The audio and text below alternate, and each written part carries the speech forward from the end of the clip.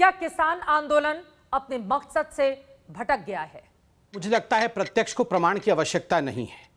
स्पष्ट रूप से आज मालूम पड़ रहा है कि जो 26 जनवरी को हुआ था, उस समय किसान नेताओं ने कोशिश की थी कि वो अपने हाथ को उससे खींच ले, मगर उसके बाद जिस प्रकार से कोरोना काल में भी ना किसी सोशल डिस्टेंसिंग को माना गया, नियमों के धज्जी उड़ाए गए, एक महिला के साथ जिस प्रकार का दुष्कर्म किया गया और उसके बाद उसकी डेड बॉडी मिली और 2-3 हत्याएं हो चुकी है। ये पहली हत्या नहीं है, गुरमीत की हत्या हुई थी, इससे पहले एक और आदमी हकाम सिंह, वो उसका गला कटा हुआ वहां मिला था। और आज जिस प्रकार से मुकेश को आगजनी करके किरोसिन छिड़क करके उसे मारा गया है, उसे जलाया गया है। स्वाभाविक रूप से मैं तो कहूंगा लोकतंत्र में आंदोलन के लिए स्थान है, किंतु अपराध और अराजकता के लिए कदाचित लोकतंत्र में स्थान नहीं है। और आज ये आंदोलन नहीं है, ये अराजकता है, ये अपराध है। और ये अपराध सबके सामने हो रहा है। गांव वाले खुद कह रहे हैं कि हमारी माँ बेटियां सुरक्षित नहीं है। ये जो किसान आंदोलन कर रहे हैं, ये लोग झुंड में आते हैं, खेत में घूमते हैं, हमारी माँ बेटियों के साथ बदसलूकी करते हैं। और ये पहली बार नहीं, अनेकों बार गांव वालों ने इस प्रकार के आक्षेप लगाए हैं। और 26 जनवरी को वो दृश्य आपके चैनल ने दिखाया था, किस प्रकार से 400 पुलिस वालों के ऊपर हमला करना, पुलिस वाले अपना जान बचाने के लिए गड्ढे में कूद रहे थे, तलवार भांजना, ट्रैक्टरों को चढ़ाने की कोशिश करना, ये कभी भी आंदोलन के हथियार नहीं हो सकते हैं। कई बार इस तरह की तस्वीरें सामने आई जिसने किसान आंदोलन पर सीधे सीधे सवालों को जन्म दिया। सुप्रिया श्रीनेश जी, अगला सवाल आपसे। संबित पात्रा ने जो कहा प्रत्यक्ष को प्रमाण की जरूरत नहीं है, इस पूरे मामले में कांग्रेस पार्टी को क्या लगता है? मैं सबसे पहले तो कहूंगी, जो भी अगर हुआ है उसकी बिल्कुल कानूनबद्ध कार्रवाई होनी चाहिए, दोषियों को सजा मिलनी चाहिए और इसकी जांच और पड़ताल पूरी तरह से होनी चाहिए। लेकिन उसी ब्रेथ में, इसी धारा प्रवाह में एक बात और भी कहूंगी चित्रा जी, किसान वहां आज क्यों बैठा है, किसान को बैठने के लिए वहां किसने मजबूर किया है? आज 600 दिन के करीब होने को आ गए, 500 दिन से ऊपर हो गया किसानों को वहां बैठते हुए, 6 महीने से ऊपर हो गया। आज किसकी जिम्मेदारी मैं ये जानना चाहती हूँ। अगर ये अनैतिकता है और अगर कुछ दुष्कर्म हो रहा है, बिल्कुल अनैतिक है, लेकिन क्या 500 किसानों की वहां पर अभी तक मौत होगी तो सरकार अनैतिक नहीं है? किसने खुदवाई थी वहां के रास्ते की किसान दिल्ली आकर सरकार से मिलकर प्रदर्शन ना करें? प्रधानमंत्री मोदी जी ने सही कहा था मैं एक फोन कॉल दूं, फोन कॉल नहीं आई, लेकिन खट्टर जी और कृषि मंत्री कहते हैं किसान कानून छोड़कर बाकी सब पर बात।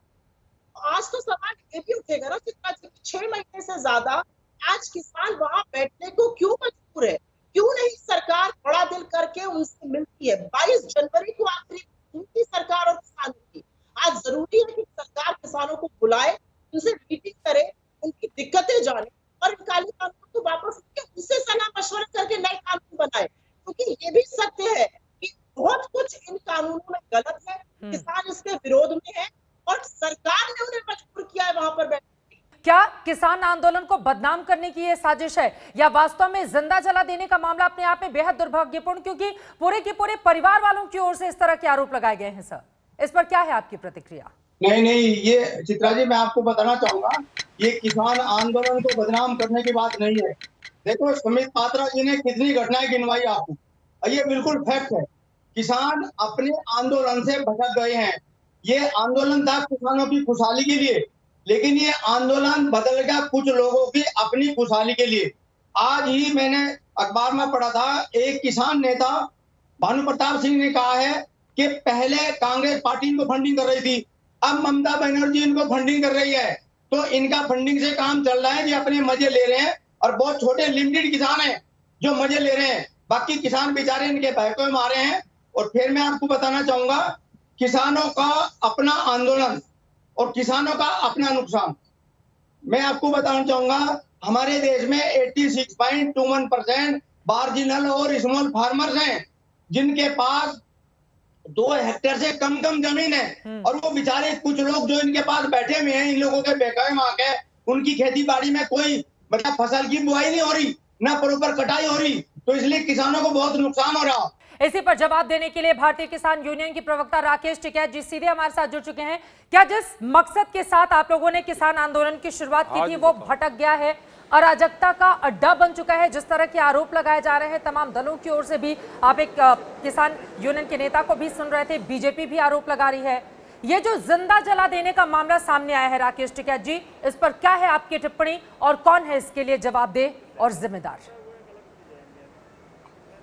और जवाबदेही तो इसका ये है कि अगर किसी ने जिंदा जलाया तो देश में धाराएं कानून है, वो जेल जाएगा, उसको सजा होगी। 302 लगती है जिंदा जलाने पे, कोई उसका साथी होगा 120 भी लगती है, जांच हो जाएगी। इसका बिल्लू से क्या मतलब है? देश में कानून है ना, कानून अपना काम करेगा, हम तो साथ देंगे उसका, उनके परिवार का। बिल्कुल उसकी जांच होनी चाहिए। लेकिन मैं ये कहना चाहता हूं कि सरकारों को शर्म नहीं लग रही? वे एलिगेशन ढूंढते हैं, उनका समाधान नहीं करते। किसान क्यों बैठा हुआ है? क्या हमारे घर पर काम नहीं है? क्या हम अपने खेत में नहीं जाना चाहते? 7 महीने से जब देश आजाद हुआ, ये कहा गया था कि किसी को कोई दिक्कत होगी अपना ज्ञापन देगा, बैठेगा, शांतिपूर्ण तरीके से धरना देगा।